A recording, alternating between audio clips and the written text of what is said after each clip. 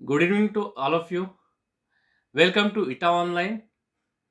This is Gurunath Rajpurkar teaching you Tally Prime.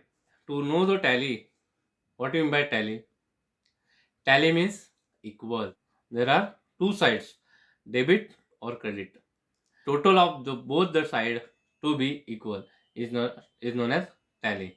To learn the tally, we have to learn accounting. Tally सीखने से पहले हमें accounting आना जरूरी है. Accounting is a day to day transaction recording in books of account. पहला terminology transaction. मैंने आपको बताया कि डे टू डे ट्रांजैक्शन मतलब क्या. डेली कुछ ना कुछ ट्रांजैक्शन होते हैं. बिजनेस में जो व्यवहार होते हैं तो किस प्रकार होते हैं. पहले के टाइम में क्या होता था, बार्टर सिस्टम था. आधा किलो चावल दिया तो 1 किलो गेहूं मिलता था, मतलब बार्टर सिस्टम था. वो बार्टर सिस्टम रिकॉर्ड नहीं होता था. अभी अकाउंटिंग करना है, वही ट्रांजैक्शन वैलिड होता है जिसमें मनी इन्वॉल्व है. जहां पर मनी होता है वही ट्रांजैक्शन इवेंट और ट्रांजैक्शन रिकॉर्ड किया जाता है. तो ट्रांजैक्शन का मतलब क्या होता है, अभी एग्जाम्पल के तौर पे हम देखते हैं. Let's assume A car dealer है, वो is selling a car worth rupees 5 lakhs. वो कार बेचता है 5 लाख को. और किसको बेच रहे हैं, एक कस्टमर है जिसको कार लेना है. Customers pay the whole amount to car dealer. तो कस्टमर कार लेता है तो उसके बदले में क्या देता है, दूसरा उसकी 4 व्हीलर देते हैं नहीं. वो क्या देता है, एक वैल्यू देता है. वैल्यू मतलब वो कार की वैल्यू आप समझो, उसने डिफाइन किया है 5 लाख देना है तो एग्री करता है कि चलो मुझे कार अच्छा लग रहा है, मैं आपको 5 लाख देने का वादा करता हूँ, मतलब देता है. कार लेना, कार देना, कार सेल करना और उसके अलावा हमें लेना है मनी लेते हैं, ये इसको बोलते हैं transaction. These are the activity for any business. हर एक बिजनेस में ऐसे एक ट्रांजैक्शन नहीं होता. डे टू डे ट्रांजैक्शन बोला मैंने, 10 ट्रांजैक्शन होता है. तो वो रिकॉर्ड कौन करेगा, अकेला बिजनेसमैन तो नहीं कर पाएगा, इतना उसके पास टेक्निकली नॉलेज भी नहीं होता है. तो इसीलिए वहां पर अकाउंटेंट अपॉइंट किया जाता है, वो सब रिकॉर्ड करता है. पहले नोटबुक में रिकॉर्ड करते थे, तो अभी उसमें टैली करना, उसमें उसमें बहुत सारे गलतियां भी हो सकती थी. Day by day computer technology involve हुई, तब एक सॉफ्टवेयर बनाया गया. उसका नाम है tally software. Tally is an accounting software. तो उसमें आप सब कुछ रिकॉर्ड कर सकते हैं. तो any activity carried in business that is give और टेक, आइदर मनी और मनी इज वर्थ. उसके अलावा क्या लेते हैं, मनी और मनी इज वर्थ. कोई काइंड में दे सकता है या कभी क्रेडिट पे दे सकता है. उस एक्टिविटी को क्या कहते हैं, ट्रांजैक्शन. एक्सचेंज ऑफ मनी, हम क्या क्या एक्सचेंज कर सकते हैं इसमें, ट्रांजैक्शन में क्या एक्सचेंज कर सकते हैं, मनी एक्सचेंज कर सकते हैं, गुड्स एक्सचेंज कर सकते हैं और सर्विस भी कर सकते हैं. अभी कोई टीचर है, वो टीचिंग का सर्विस देता है, तो उसके बदले में वो क्या लेता है, फीस. तो एक्सचेंज कर सकते हैं, गुड्स एक्सचेंज कर सकते हैं और सर्विस भी एक्सचेंज कर सकते हैं. The parties is known to have result in a transaction. Example, buying and selling of goods. हम क्या कर सकते हैं, बाय कर सकते हैं गुड्स, सर्विस भी बाय कर सकते हैं. हमें ट्रांसपोर्टेशन सर्विस लेना है, कंपनी में बेचना है, देना है, तो हम ट्रैवलिंग ट्रांसपोर्ट सर्विस लेते हैं. लिया, उसने सर्विस दी, हमने उसको पैसा दिया, हमने एक्सपेंस किया, लेकिन उसके उसके मतलब हमें क्या मिला, हमने गुड्स बेचा था तो हमें मिला मनी, इनकम हुआ, तो हमारा सेल हुआ, तो हमारा वो इनकम कहा जाता है. बिजनेस ट्रांजैक्शन में दो ट्रांजैक्शन होते हैं, कौन सा, कैश ट्रांजैक्शन और क्रेडिट ट्रांजैक्शन. क्या होता है cash transaction, the business transaction when settle immediately bye giving cash. हम कोई भी चीज बाय करते हैं या परचेस करते हैं तो हम क्या करते हैं, उसको इमीडिएटली पेमेंट करते हैं, तो उसको उसे क्या कहते हैं, cash transaction. Cash transaction means transaction settle by giving cash. Second transaction है credit transaction. Similarly, if the business transaction is settled later by taking credit period, they taking credit period of 2 months, 3 months from party, then those transaction is called as credit transaction. Credit transaction is what? Material received today, but they will make the payment after 30 days, after 60 days, whatever terms mentioned in their purchase order, yeah, contract, whatever. But we know what is a cash transaction and what is credit transaction. Cash transaction is a transaction where immediately giving when sell the goods at the time that time we receive cash is called as cash transaction. Credit transaction means what? Credit transaction means that transaction which settle later on after 30 days, yeah, more than 30 days.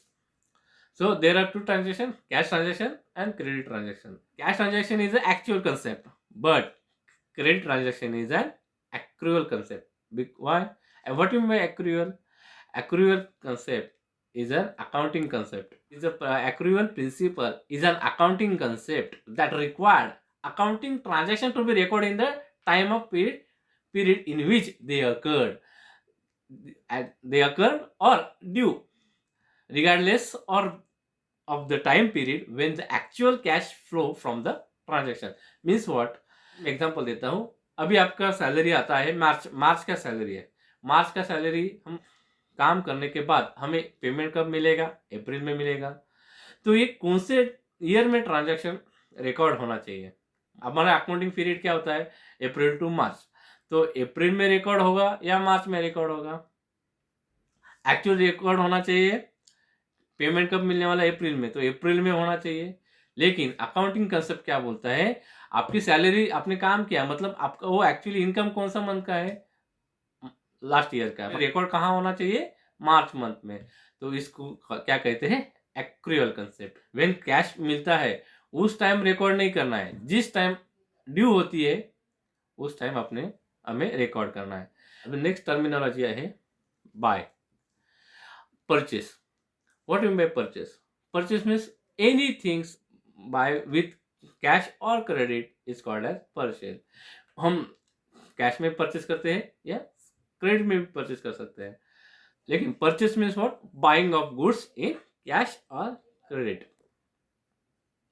अभी देखो creditors क्या होता है? जिससे हमने purchase माल किया है वो हमारा क्रेडिटर बन जाता है. Supplier from whom we purchase anything on credit. हम क्यों क्रेडिटर को याद करते हैं? क्रेडिटर्स मीन्स उन्होंने पैसा, हमने हमारे से माल लिया हुआ है, मटेरियल लिया हुआ है, तो उसको उसे वो मटेरियल का पैसा उन्होंने उसी टाइम नहीं दिया, इसके लिए वो क्रेडिटर खड़ा हो जाता है. नहीं तो हमने कैश में लिया होता तो क्रेडिटर के बात नहीं आएगी. हमने कोई मटेरियल बाय किया, परचेस किया कैश में, तो क्रेडिटर का सवाल पैदा ही नहीं होता है. कैश दिया, मटेरियल बेचा, बात खत्म. लेकिन क्रेडिटर के तरफ पे हमें उसको याद रखना पड़ता है कि हमें उससे पैसा लेना है. कितना पैसा लेना है वो हमें रिकॉर्ड करना है. एक बार उसका पैसा मिल गया तो उसका अकाउंटिंग क्लोज हो जाएगा, उसका अकाउंट क्लोज आ जाएगा. सप्लायर है, उसे हम क्या बोलते हैं? क्रेडिटर कहते हैं. अभी बाय किया, तो मैंने बाय किया है तो सामने वाले ने सेल किया है. तो sale means what? Sale means any goods selling by cash और क्रेडिट. कि हमने जैसे बाय किया तो सामने वाला तो हमें सेल करता है, वैसे ही हम भी किसी को सेल करते हैं. तो हमने कुछ मटेरियल सेल किया, यहाँ पर आएगा क्रेडिट साइड में आएगा सेलिंग ऑफ द गुड्स. हम लिख सकते हैं हमने कैश में कितना सेल किया, क्या क्रेडिट में कितना सेल किया.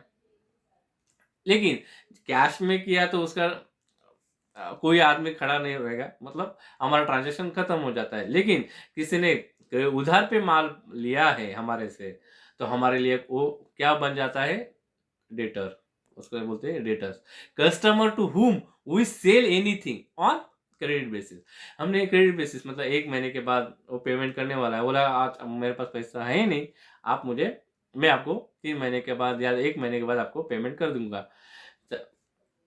तो हम उस पे विश्वास रखते हैं कि हाँ, हमारा कस्टमर टूटना नहीं चाहिए, इसके लिए हम उसको उधार में देते हैं। उधार में को क्यों देते हैं? क्योंकि हमारा सेल भी बढ़ना चाहिए, क्योंकि अकाउंटिंग क्या बोलता है, क्रेडिट में आपने दिया तो भी अपना रिकॉर्ड करना है, तो हमारा सेल बढ़ जाता है, इनकम उतना बढ़ जाती है।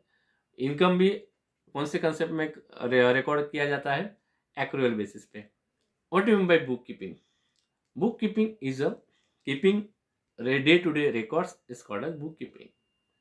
Practically, it is not possible for businessman to communicate with business in order to obtain knowledge. हर एक बिजनेसमैन को नॉलेज होना जरूरी नहीं है कि अकाउंटिंग उनका नॉलेज होना चाहिए। उसने बिजनेस इसने इसीलिए खोला है कि उसका बिजनेस एक्सपांड होना है। एक्सपांड होने के लिए उसको पूरा अकाउंटिंग नॉलेज होना ज़रूरी नहीं है, उसके लिए उसका टेक्निकल नॉलेज होना ज़रूरी है, वो क्या करने वाला है। लेकिन तो उस बुक कीपिंग मैंने किसी को बाय किया, सेल किया या किसी को पैसा दिया कि क्या मैंने एसेट बाय किया है, तो वो सब रिकॉर्ड कौन करेगा? और किसमें रिकॉर्ड करने का? जहाँ ट्रांजैक्शन रिकॉर्ड करते हैं उसको क्या कहते हैं? Book keeping. कीपिंग में हमें क्या बेनिफिट मिलता है? पहला, फाइनेंशियल रिलेशनशिप और business with other person. Debtors कौन है वो पता चलता है, क्रेडिटर्स कौन है, कितने क्रेडिटर्स से पैसा हमें देना है, डेटर्स में कितना पैसा आना है वो हमें पता चलता है। उसके बाद हम सब रिकॉर्ड करने के बाद ट्रायल बैलेंस के बाद हमें बन जाता है हमारा प्रॉफिट एंड लॉस। तो हमें पता चलता है year of the end of the year कि हमें प्रॉफिट हुआ है या लॉस हुआ है। तीसरा हमें बेनिफिट मिल जाता है फाइनेंशियल पोजीशन, हमने कितना एसेट लिया है, कितने अपने को लायबिलिटी पे करना है, वो financial position of the business पता चलता है। In order to get all this detail it is necessary to record all the transaction. इसमें सब ट्रांजेक्शन रिकॉर्ड होना चाहिए जो मनी और मनीज वर्थ रिलेटेड है।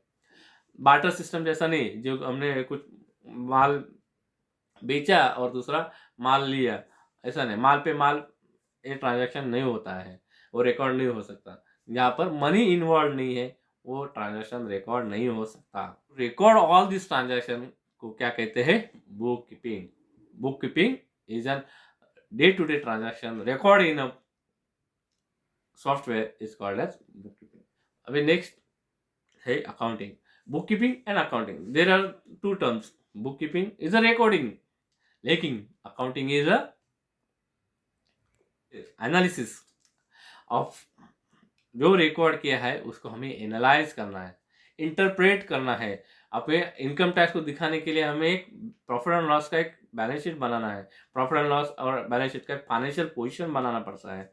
तो accounting is an process including summarizing, analyzing, reporting these transactions to oversight agency, regulators and tax collection entities। ये हमारे जो शेयर कैपिटल है उनको मालूम होना चाहिए हमारा कितना पोजीशन, फाइनेंशियल पोजीशन क्या है, हमें प्रॉफिट हुआ है कि लॉस हुआ है, वो पूरा ट्रेंड पता चलता है कि कितना साल हमारा प्रॉफिट कंटिन्यूस आ रहा है या नहीं आ रहा है, वो कहाँ पता चलता है? ये फाइनेंशियल पोजीशन अकाउंटिंग से पता चलता है। बुक कीपिंग इज एन, जहां बुक कीपिंग खत्म होता है वहां से अकाउंटिंग स्टार्ट हो जाता है। तो accounting is a language of business. Business के लिए अकाउंटिंग इज एन लैंग्वेज। जैसा कंप्यूटर के लिए सी लैंग्वेज, जैसा अलग अलग लैंग्वेज है, जावा लैंग्वेज है, वैसा ही बिजनेसमैन के लिए अकाउंटिंग इज अ लैंग्वेज। तो अकाउंटिंग का करने के लिए प्रोसेस क्या है? तो उसके लिए पहला प्रोसेस है हमें जितना भी ट्रांजैक्शन है पहले वो फाइंड आउट करना है, ट्रांजैक्शन ऑन डॉक्यूमेंट्स। उसके बाद जितने भी ट्रांजैक्शन है हमें रिकॉर्ड करना है। किस में करना है हमें रिकॉर्डिंग? जर्नल में। जर्नल एक बुक होता है जहाँ पर day to day transaction record किया जाता है। उसके बाद वो समराइज हो जाता है लेजर में। परचेस किया है तो परचेस का अकाउंट में जाएगा। तो कैश जितने में कितना हमने कैश पे किया है वो कैश अकाउंट में जाएगा। हमने कोई कैश सेल किया है, समझो कुछ सेल किया तो सेल की अमाउंट सेल में जाएगा, कैश हमें फिर से वो कैश अकाउंट में जाएगा। तो ये समराइज करता है लेजर में। First of all you have to know the transaction, then record in journal, then you have to post in ledger. Next, whatever balance shown in ledger it should be transferred to trial balance। कितना balance है, cell का कितना balance है, debit balance या credit balance, जो भी हो, debit और क्रेडिट दोनों बैलेंस में जितना भी अवेलेबल है वो सब कहाँ शो हो जाएगा? ट्रायल बैलेंस में जो अकाउंट इक्वल हो चुका है, मतलब टैली हो चुका है, जहाँ पर कहीं पर एक रुपये भी बैलेंस बचता नहीं है, वो ट्रायल बैलेंस में दिखेगा नहीं। तो जितना ट्रांजैक्शन हमने रिकॉर्ड किया है जर्नल में, वो पोस्ट हो जाएगा लेजर में, और लेजर का जो बैलेंस रहेगा वो जाएगा ट्रायल बैलेंस में, और ट्रायल बैलेंस से हम क्या बना सकते हैं, हमारा फाइनेंशियल स्टेटमेंट, मतलब trading and profit and loss and balance sheet, ये हमारा फाइनेंशियल स्टेटमेंट बन जाता है। ये जर्नल में, journal is a detail account that record all the financial transaction, जहाँ पर फाइनेंशियल ट्रांजैक्शन रिकॉर्ड हो जाता है, वो जर्नल है। लेजर में क्या होता है, वो समराइज हो जाता है, the ledger summarize the journal entries into accounts, वो अलग अलग अकाउंट्स में जाता है। Trial balance, in the trial balance balance of all ledger are compiled, इसमें क्या होता है, पूरा लेजर कंपाइल्ड हो जाता है।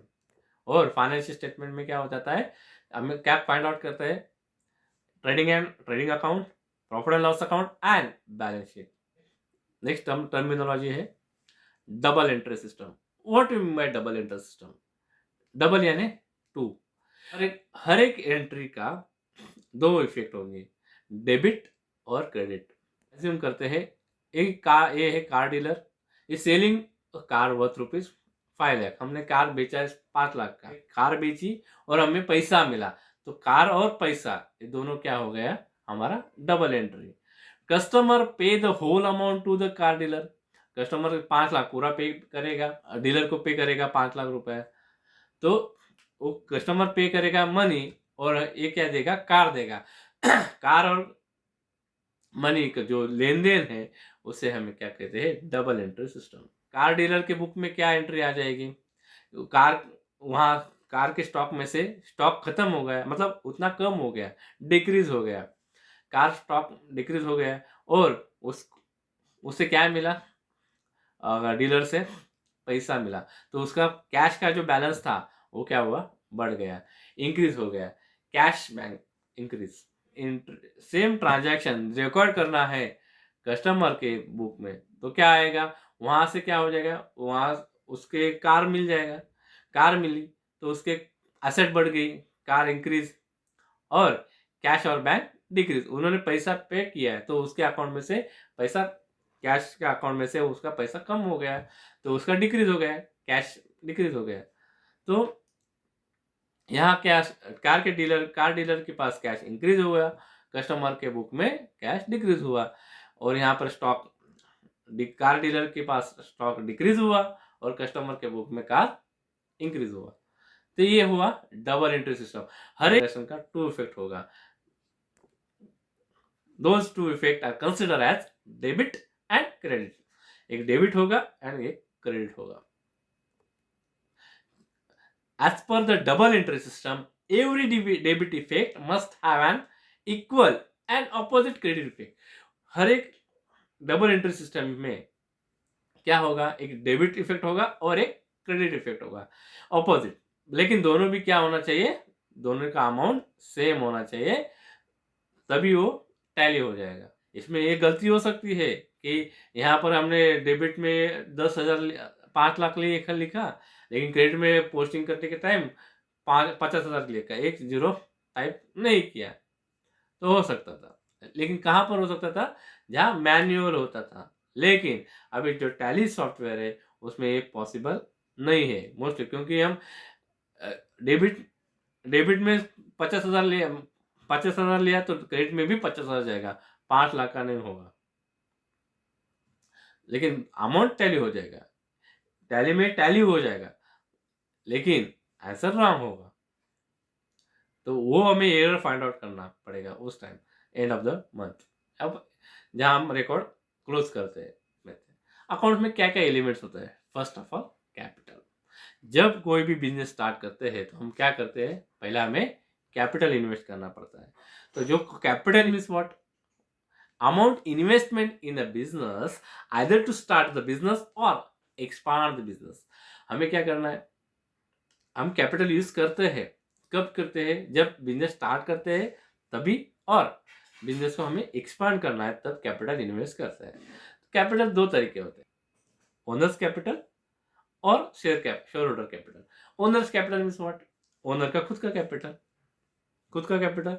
शेयर कैपिटल मीन्स हर एक पब्लिक से लिया हुआ कैपिटल, मतलब वो शेयर, हर एक लोग क्या करते हैं, शेयर परचेस करते हैं और उतना पार्ट पेमेंट में, शेयर मतलब टुकड़ा, हम कैपिटल का टुकड़ा। कंपनी को एक्सपांड करने के लिए 10 लाख की ज़रूरत है या 10 करोड़ की ज़रूरत है, तो क्या करेगा, उसके पास उतना कैपिटल अवेलेबल नहीं है, तो वो क्या करेगा, शेयर पब्लिक को बताएगा कि मुझे 10 लाख चाहिए, 10 करोड़ चाहिए, आप हमारा कंपनी का शेयर ले लो, तो कंपनी के मालिक बन जाएंगे। पार्टनर कैपिटल में भी 2 तरीके होते हैं, 2 पार्ट होते हैं, एक है इक्विटी शेयर कैपिटल और दूसरा है प्रेफरेंस शेयर कैपिटल।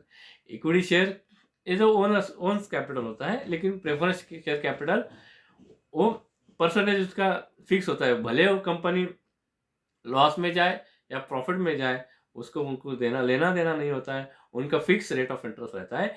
लेकिन इक्विटी शेयर कैपिटल का फिक्स रेट ऑफ इंटरेस्ट नहीं होता है। अब उसने 10 लाख कैपिटल इन्वेस्ट किया है, लेकिन उसको कुछ इमरजेंसी आई है, 2 लाख रुपए चाहिए, उसके पास नहीं है, तो वो क्या कर सकता है, या तो उसके बिजनेस में से ले सकता है, लेकिन बिजनेस में से लेना है तो बिजनेस में तो रिकॉर्ड नहीं होगा, क्योंकि personal expenses not record in business. So वो पर्सनली यूज करता है, समझो 2 लाख विड्रॉ करता है बिजनेस में से, तो वो उसके लिए क्या बन जाता है, ड्राइंग। मतलब वो कैपिटल समझो 10 लाख का है, तो 2 लाख ड्राइंग में से, कैपिटल में से माइनस हो जाएगा, फिर उसका कैपिटल बच जाएगा 8 लाख का।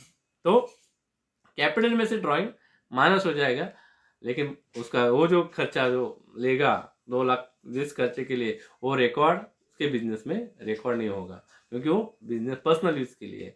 अमाउंट विड्रॉ और goods withdraw by businessman by personal use is called as drawing. Drawing means पहले जैसा नहीं, ड्राइंग जो ड्राइंग करते हैं, drawing means amount withdraw for personal use. Element है expenses. What mean by expenses, जो भी खर्चा हम करते हैं उसको क्या बोलते हैं, एक्सपेंसेस। एक्सपेंस मीन्स तो मटेरियल परचेस करने के लिए हमें कुछ ट्रांसपोर्ट सर्विस लगी, तो वो ट्रांसपोर्ट हमारा क्या है, ट्रांसपोर्ट खर्चा हो गया, तो लाने के लिए वो खर्चा है, तो कॉस्ट इनकर्ड हो गया। कॉस्ट इनकर्ड और अमाउंट स्पेंड फॉर समथिंग, कुछ चीज़ के लिए, हम कुछ परचेस करने के लिए या सेल करने के लिए कुछ भी कॉस्ट लगता है, वो हमारे लिए क्या है, एक्सपेंसेस है। जहाँ हमारा पैसा जाता है, पैसा हमारा कंपनी से जाता है, उसको बोलते हैं expenses. There are 2 types of expenses, एक direct expense, second is indirect expense. Direct expense क्या होता है, direct expenses is directly related to production, और indirect is means office expenses, like that. Direct main activity of the business, business का क्या है, main activity होता है direct, जो डायरेक्टली जो मेन प्रोडक्शन जो है उसके लिए जो खर्चा लगता है वो डायरेक्ट एक्सपेंस बन जाता है। और ऑफिस का प्रिंटिंग स्टेशनरी हो, जो सपोर्टिंग एक्टिविटी है जो बिजनेस के लिए लगता है, लेकिन वो मेन एक्टिविटी में कन्वर्ट नहीं यूज होता है, लेकिन सपोर्टिंग एक्टिविटी मस्ट है। लेकिन जहाँ हमने फैक्ट्री लिया है, जहाँ हमारा फैक्ट्री, वहाँ काम रेंट दे रहे हैं, या हमारा जो ऑफिस है लोकेटेड है, वहाँ पर आप रेंट दे रहे हैं, तो रेंट का पैसा वो भी खर्चा है, लेकिन कंपनी के लिए यूज हो रहा है, तो supporting activity of the business है, तो वो रिकॉर्ड हो जाता है इनडायरेक्ट में। अभी डायरेक्ट में कौन सा एग्जांपल है, वेजेस है। और जो डायरेक्टली वहाँ पर काम करते हैं, जो प्रोडक्शन के लिए जो लेबर काम करते हैं, उसको हम क्या देते हैं, वेजेस देते हैं।